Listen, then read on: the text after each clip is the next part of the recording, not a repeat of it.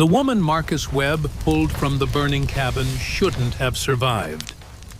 But when he looked into her eyes, set in a face nearly level with his own, despite her kneeling position, he realized survival wasn't what terrified her.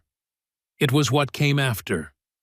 And when the Shoshone elder appeared at his ranch the next morning with an impossible demand, Marcus understood that saving her life was only the beginning.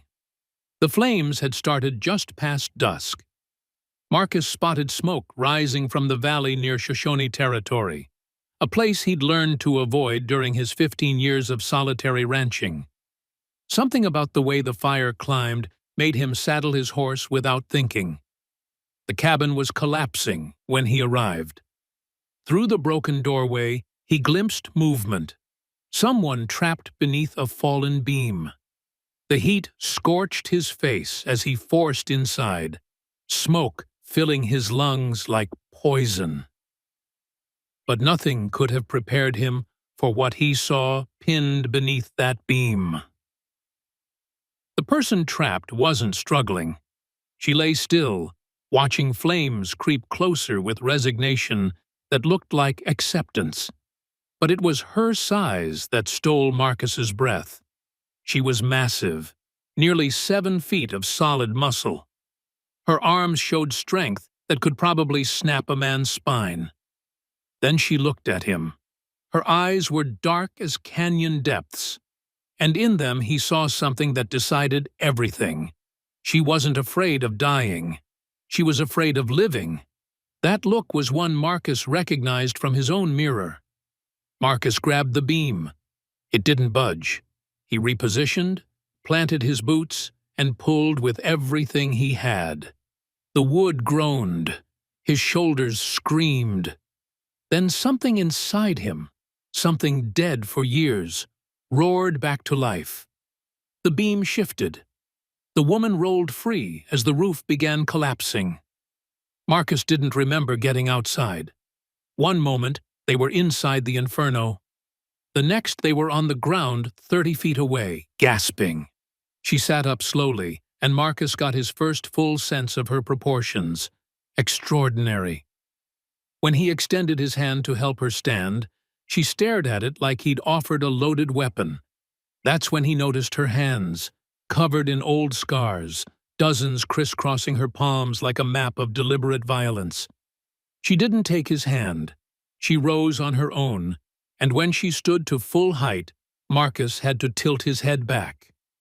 She studied him for a long moment, then, without a word, turned and walked into darkness, disappearing like smoke. Marcus watched the cabin burn to nothing, wondering what he'd just saved, and from what. What he didn't know was that, by morning, his entire life would be demanded as payment. When sunrise came and he heard horses approaching, Marcus already knew his world was about to shift. The Shoshone elder who dismounted wore authority like others wore coats. 3 warriors flanked him, hands never far from weapons. "You saved my daughter last night." Not a question, a statement. Marcus nodded slowly. The elder's expression didn't change. "Then you must marry her." Marcus's coffee cup froze halfway to his mouth. "Marry her," the elder repeated, as if saying it twice would make it make sense. "My name is Chaska. The woman you saved is Takala, my only child." He paused. A life debt must be honored, but there is more at stake than tradition. Takala cannot return to our village. She will be harmed, perhaps killed. He stated it as simple fact. You risked your life for her. This makes you worthy of protecting her. The logic was insane. Marcus had pulled a stranger from a burning building, something any decent person would do. Now, he was being told his reward was to upend his entire existence. Why me? Why not one of your own people? Chaska's expression hardened. Because my own people are the danger. One of the warriors shifted uncomfortably. Chaska's voice took on urgency. "I am not asking you to love her. I am asking you to honor the life debt and keep her alive." He pulled out a leather pouch. "If you refuse, I will understand. And Takala will be dead within the week." Marcus stared at the pouch. Chaska had just handed him an impossible choice wrapped in a death sentence. "I need time to think." "You have until sunset." Chaska turned to leave, then paused. "She is at the creek beyond your eastern pasture. She refused to come closer to your home. I suggest you speak with her before deciding." What Marcus found at that creek would make his impossible choice even harder. She sat on a flat rock near the water's edge, back to him. In daylight, Takala looked even more imposing. Her height wasn't illness. It was simply who she was, built on a scale nature rarely attempted. "Your father came this morning," Marcus said, stopping 10 feet away. "He said you can't go home. Said they'll hurt you." Her shoulders moved, a small shrug, conveying volumes of resignation. When she finally spoke, her voice was deeper than most women's, but clear. "He should have let me burn." "I don't believe that." She turned, those dark eyes finding his. "You don't know anything about me. I know someone set that fire. Someone wanted you dead." Surprise flickered. "Does it matter? One way or another, I was always going to end this way. Your father asked me to marry you, to keep you safe." Takala laughed, harsh, bitter. "Of course he did. Trying to solve his embarrassment by giving me to the first white man who showed basic decency." She stood, rising to full height. "Do you know what I am to my people? A curse, a punishment from the spirits." She held up her scarred hands. "These are from the ceremonies, the bindings, attempts to stop my bones from growing wrong." Marcus stared at those scars with new understanding. Someone had deliberately hurt this woman repeatedly. When nothing worked, they decided I was possessed. Dangerous. She took a step toward him. "So they built me that cabin. Sent food once a week. Pretended I didn't exist. Until someone decided isolation wasn't enough," Marcus said quietly. She nodded. 3 nights ago, I heard warriors outside arguing about whether killing me would bring honor or shame. They compromised, set the fire and left." The casual cruelty turned Marcus's stomach. Before he could respond, hoofbeats cut through morning air, multiple riders moving fast. Takala's body went rigid. "They found me faster than I thought." 5 warriors burst from trees, young men with confidence of hunters. The lead rider pulled up 20 feet away, face twisted with disgust. "Step aside, white man." "She's on my land," Marcus replied. "That makes it my concern." The warrior spoke in his language. "He says I poisoned his brother," Takala translated, "made him sick with my presence." "Did you?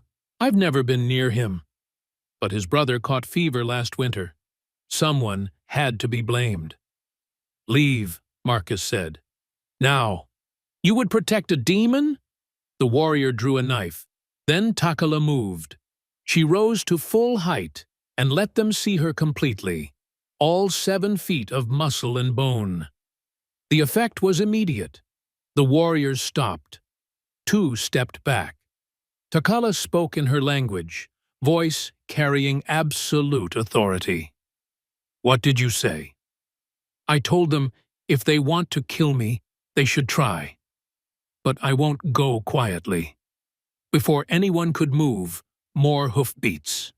Chaska appeared with a dozen warriors, positioning himself between his daughter and the young men, exercising authority. The confrontation was in their language, but Marcus understood. Chaska was forcing them to back down. As they disappeared, Chaska turned to Marcus. "You have until sunset to decide. After that, I cannot protect her." What Marcus decided in the next hour would bind him to this woman for life, or condemn her to death. Silence settled. Takala sat back, hands shaking, small tremors she tried to hide. "You weren't bluffing," Marcus said. She stared at her scarred palms. 3 years ago, a man decided to test whether I was truly cursed. He came at night with a knife." She looked up. "I didn't mean to kill him. But when someone my size fights back, the results are permanent." The pieces clicked. The warriors' fear wasn't superstition. They knew Takala was dangerous when cornered. So they fear you, but still want you dead. Fear and hatred often walk together. Marcus watched creek water flow. "If I say no, where will you go?" "There's a trading post 3 days north. Or I keep moving until I find somewhere that will tolerate me. Or until I can't move anymore." The casual acceptance of her probable death struck hard. Marcus stood. "Come back to the house." "Why?" "Because if we're going to have this conversation, we should do it properly. And because you haven't eaten since yesterday." They walked back together. At the house, he poured water and set out food. She ate slowly, watching with wary confusion. "I lost my wife and daughter 12 years ago," Marcus said suddenly. "Spent the last decade telling myself I preferred being alone. But watching you prepare to walk into certain death made me realize isolation isn't freedom. It's just a different prison." He took a breath. "So I'm saying yes. Not because I feel sorry for you, but because those warriors will come back. And because if I let you walk away, you'll be dead in 3 days." Takala's hands trembled. "You don't owe me anything." "No, but maybe I owe myself something.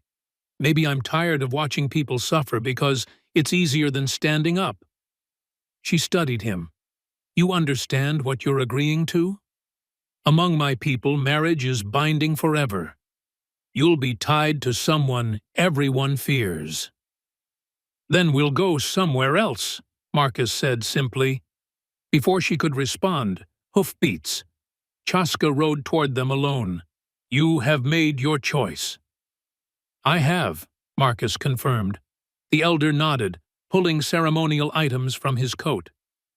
"Then we must do this now." The ceremony was quick, essential vows witnessed by an elder. Within minutes, Marcus Webb was married to a woman he barely knew, bound to her for life. As Chaska rode away, Marcus looked at his new wife. "We should leave. Head west. Start fresh where people don't know our story." She nodded. "When?" 3 days. They spent those days preparing, selling livestock, gathering supplies, abandoning land Marcus had worked 15 years. None of it felt like loss. It felt like finally moving forward. On departure morning, Takala stood outside one last time. "Any regrets?" Marcus tightened his saddle straps.